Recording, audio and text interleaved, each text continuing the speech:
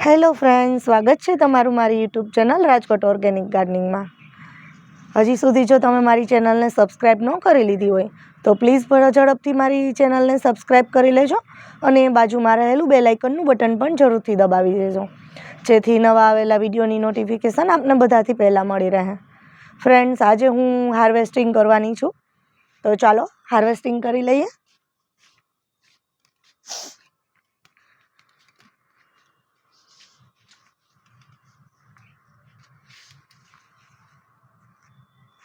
જો હવે મારે રીંગણના પ્લાન્ટમાં કેવા મસ્ત રીંગણ બની રહ્યા છે।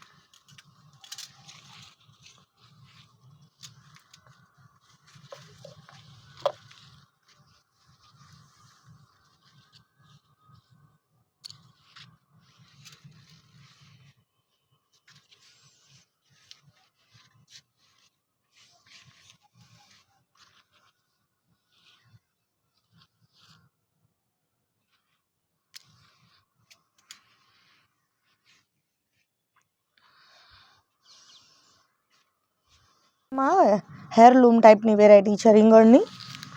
જુઓ, બધા જ રીંગણ એવી રીતે હેરલૂમ વેરાયટીમાં જ આવેલા છે। જુઓ, ઝુમખામાં જ।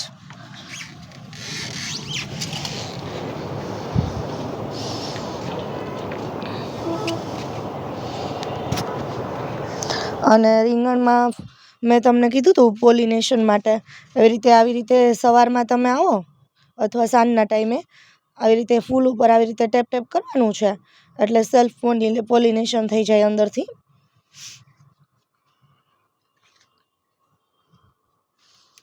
આટલા મને ગુલાબી રીંગણ હાર્વેસ્ટ કરવા મળેલા છે ફ્રેન્ડ્સ। બીજા રીંગણ નાના છે એટલે હું પછીથી હાર્વેસ્ટ કરી લઈશ। જુઓ, હજી ઘણા રીંગણ છે, આ મેં કટ કરેલા છે, એનાથી ડબલ રીંગણ હજી છે આમાં પ્લાન્ટમાં।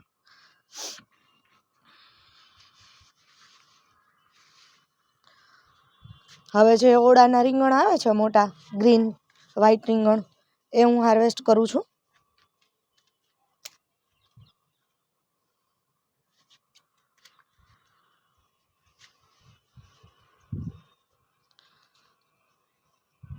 આ મારો રીંગણનો પ્લાન્ટ 6 થી 7 મહિના જૂનો છે। આમાં જુઓ તમે, બધા નવા લીફ આવેલા છે, અમુક જ જૂના લીફ રહેલા છે, બાકી બધા નવા લીફ આવી ગયા છે આમાં। આમાંથી હું હાર્વેસ્ટિંગ કરી લઈશ મોટા રીંગણનું।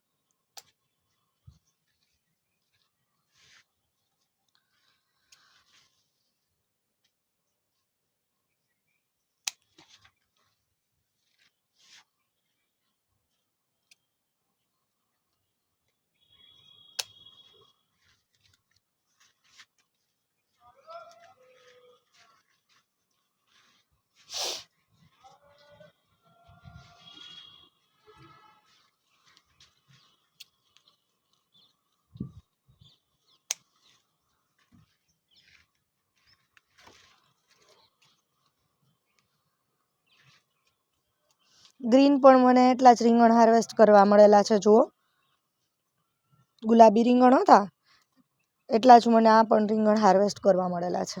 આમાં પણ એક રહી ગયું છે, એ હું હાર્વેસ્ટ કરી લઉં છું રીંગણ નાનું।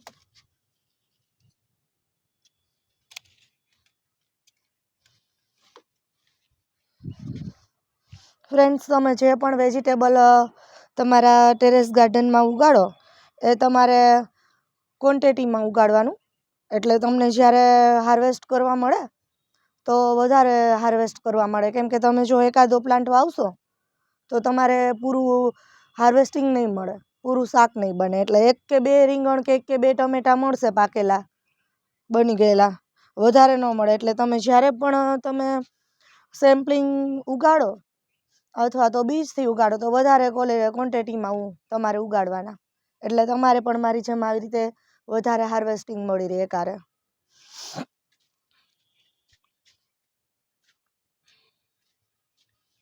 જો ફ્રેન્ડ્સ, લસણ કેટલું મસ્ત થઈ ગયું છે આમાં.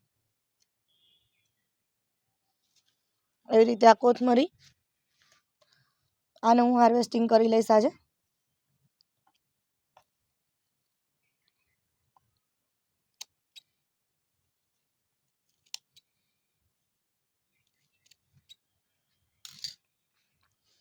ઘરની ઉગાવેલી કોથમરી હોય એની સ્મેલ જ અલગ આવે છે.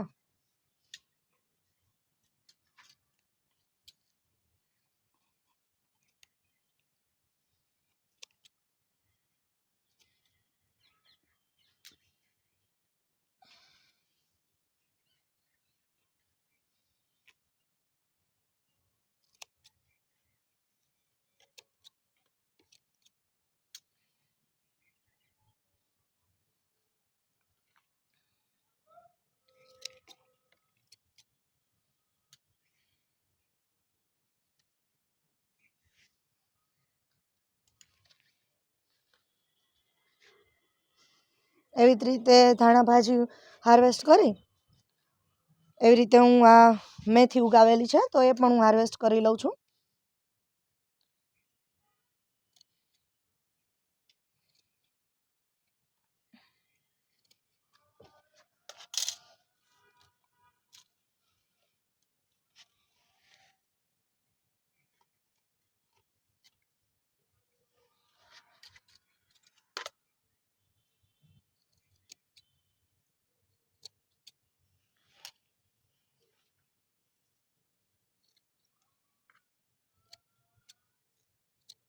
મેથી કે ધાણા ભાજી તમારે સ્ટેપ બાય સ્ટેપ તમારે ઉગાડતું જવાનું, જેથી તમારે એકવાર હાર્વેસ્ટિંગ કરી લ્યો તો પાછું બીજી વાર હાર્વેસ્ટિંગ માટે બીજી મળી રહે.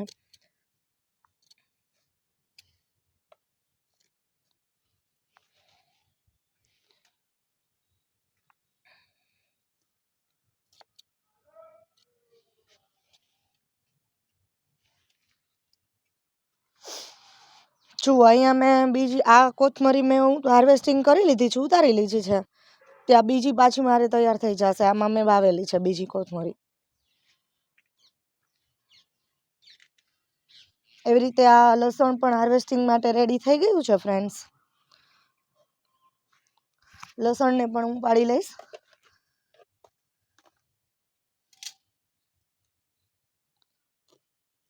લીલું લસણ,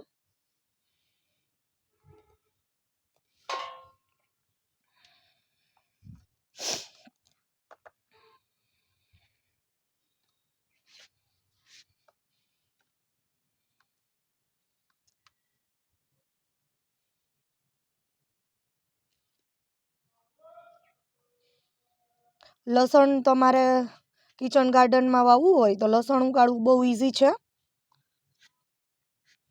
લસણ કેવી રીતે ઉગાડવાનું એનો હું નેક્સ્ટ વિડીયોમાં મૂકીશ, કેવી રીતે લસણ ઉગાડવાનું છે એ.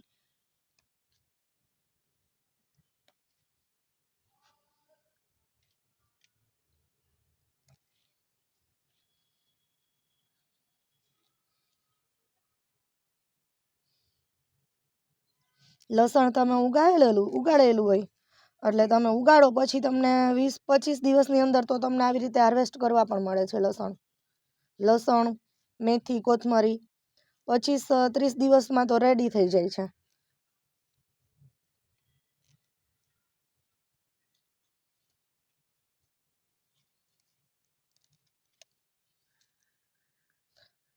લસણને આવી રીતે આમ તમે આખું પણ ઉપાડીને યુઝ કરી શકો છો, અથવા આવી રીતે લીફ ઉપરથી કટ કરી લ્યો. ખાલી તમારે આ પાંદડાનો ઉપયોગ કરવો હોય લસણના લીલા તો પાંદડા પણ ઉપરથી કટ કરો તો નીચેથી ગાંઠ પણ સરસ બનતી જાય. લસણમાં પણ જુઓ મેં બીજું લસણ અહીંયા ઓલરેડી વાવેલું જ છે. જુઓ આ એક લસણ મારે આવી રીતે ઉગી ગયું છે અને બીજું હજી બનતું જાય છે. જુઓ. ઓકે ફ્રેન્ડ્સ, તો આટલું વેજીટેબલ મને ટેરેસ ગાર્ડનમાંથી હાર્વેસ્ટિંગ કરવા મળેલું છે. જો આ વિડીયો તમને મારો સારો લાગ્યો હોય તો પ્લીઝ મારી ચેનલને લાઇક, શેર અને સબસ્ક્રાઈબ જરૂરથી કરી લેજો. ફરી મળીશું આવતા વિડીયોમાં. ત્યાં સુધી ટેક કેર. By friends.